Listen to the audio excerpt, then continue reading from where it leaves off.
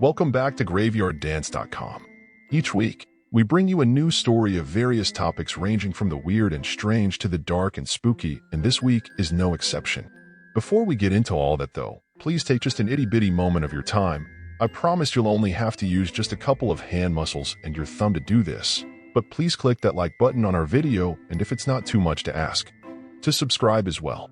If you've made it that far, sharing it is just the next step. It helps our channel every time, and it would mean so much to my staff and I here at Graveyard Dance. Other than that, the only thing I can say is check out our merch shop on the site as well as our sponsors. You'll see the banners on the site itself. Each time we make a sale, it helps pay our writers and keep us being able to do our thing. Sit back, grab a beverage of your choosing, but you may want to pass on the snack this time. When you think about what this next guy did to most of his family, eating will probably be the last thing you want to do. It all began in 1929 in Germantown, North Carolina. It was supposed to be a joyous time, Christmas Day in fact. Most men of the time would have been working hard to make sure that their wives and kids not only had a roof over their heads, food in their bellies, but something under the Christmas tree. Even if it was something as frugal as fruits or candy, or even a pair of socks, as it was right around the time of the Great Depression, which was a whole other horror story unto itself. Charles Davis, or Charlie Lawson as he preferred to be called, wasn't exactly one of these men though. Charlie was a sharecropper at the time. He was born on May 10, 1886 and was raised in Lawsonville, North Carolina. When he was 32, he married Fanny Manring in 1911, and they had 8 children. One child, William, died in 1920. In 1918, the family followed 2 of Charlie's brothers to Germantown, where they worked as tobacco farmers and eventually bought their own farm on Brookcove Road in 1927. Marie, who was 17, was their oldest child. Arthur, who was the sole survivor of this terrible tragedy, was 16.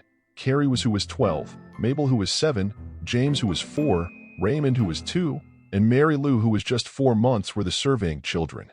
Although they wouldn't survive past this Christmas, but let's not get too far ahead of ourselves.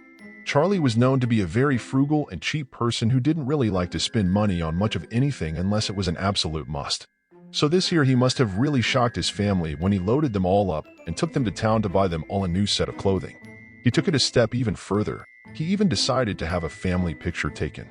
This may not seem like a big deal today with all the technology we have now with cell phone cameras and things of that nature, but in those days, getting your picture taken was usually only done by people who were more well off and had the money to spend. New clothes and a family picture? The kids thought the Christmas of 1929 was going to be a great time, but little did they know how wrong they would be.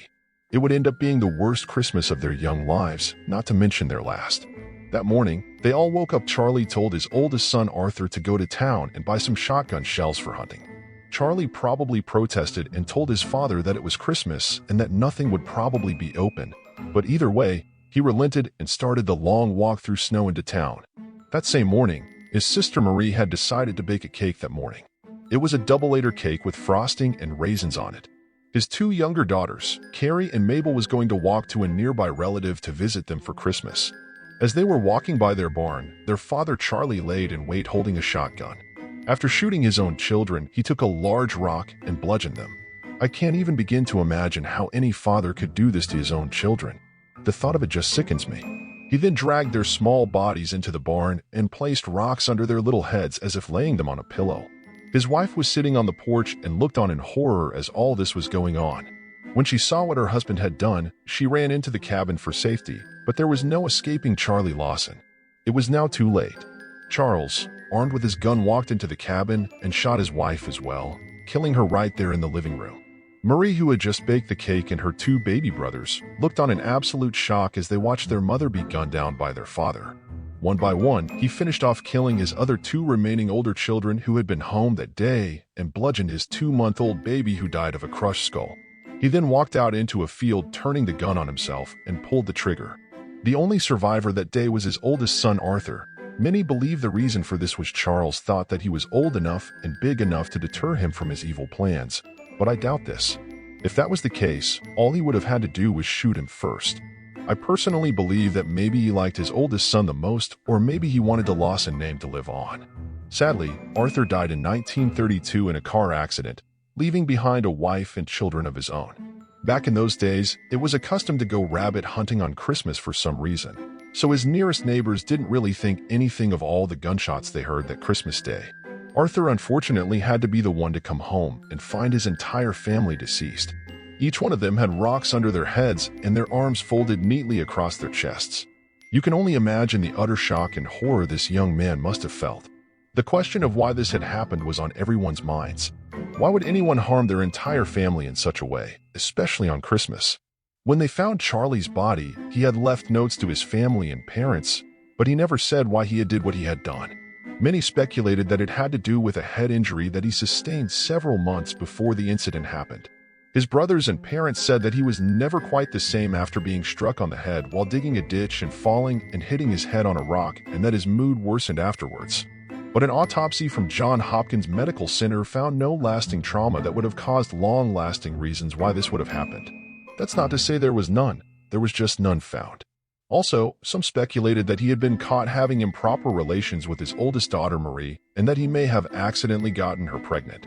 Supposedly, Fanny had told other family members that she speculated that Charles was making his own daughter do certain disgusting things we won't talk about here, but you get the idea. If so, all I can say is, that poor child. I can't even imagine. How could anyone look at their own child that way? Icky to the absolute core. If this was true, then that may explain things. Maybe he didn't want his reputation to be ruined when everyone found out, but again, that just tells you how absolutely selfish this guy was if this is true. Why did he have to take his whole family out? This theory is talked about in the book called White Christmas, Bloody Christmas. Also, if you look closely at the family photo taken shortly before the murders, it appears that Marie may have a bit of a baby bump and maybe Fanny knew. Marie had also reportedly told some of her friends about the indecent relationship and her fear of being pregnant. Either way, it was an awful thing. I can't even put into words my disdain for people who harm their children.